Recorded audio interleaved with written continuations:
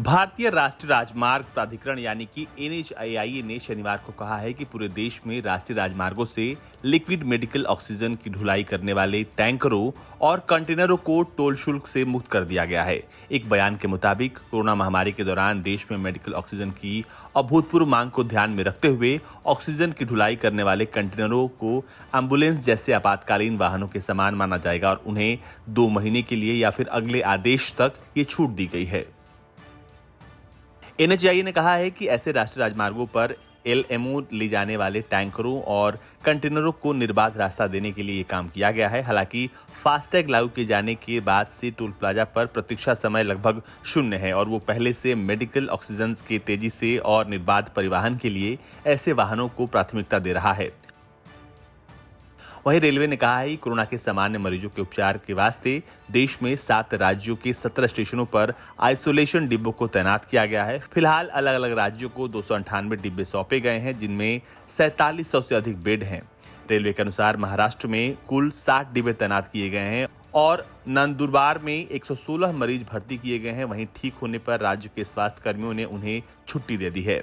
फिलहाल 23 मरीज उनका उपयोग कर रहे हैं। रेलवे ने यह भी कहा है कि उसने 11 कोविड केयर डिब्बे राज्य के इनलैंड कंटेनर डिपो में तैनात किए हैं और उन्हें नागपुर नगर निगम को सौंपा गया है।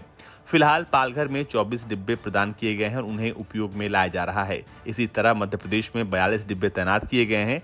पश्चिम रेलवे के रतलाम संभाग ने इंदौर के पास 30 स्टेशन पर 22 डिब्बे तैनात किए हैं, जिनमें 320 बेड हैं।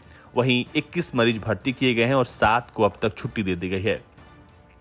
भोपाल में 20 ऐसे डिब्बे तैनात किए गए हैं, जिनमें 29 मरीज भर्ती किए गए हैं और 11 को बाद में छुट्टी दे दी गई है। रेलवे ने बताया है कि असम के गुवाहाटी में 21 और सिलचर के समीप बदरपुर में 20 ऐसे डिब्बे तैनात किए गए हैं। दिल्ली में रेलवे ने 75 ऐसे डिब्बे दिए हैं, जिनमें 1200 बेड हैं। रेलवे ने शनिवार को कहा है कि उसने 12 अप्रैल से अब तक अलग अलग राज्यों में 220 टैंकरों के माध्यम से करीब 3400 टन तरल चिकित्सीय ऑक्सीजन पहुंचाया है। शनिवार को रेलवे ने 718 टन ऑक्सीजन पहुंचाई, जो अब तक दिन में सबसे अधिक मात्रा है। रेलवे की ओर से बताया गया है कि अब तक 54 ऑक्सीजन ट्रेनों ने अपना सफर तय किया है। दिल्ली में 1427 टन, महाराष्ट्र में 230 टन, उत्तर प्रदेश में 968 टन, मध्य प्रदेश में 249 टन, तेलंगाना में 123 टन और राजस्थान में 40 टन तरल ऑक्सीजन पहुंचाई गई है।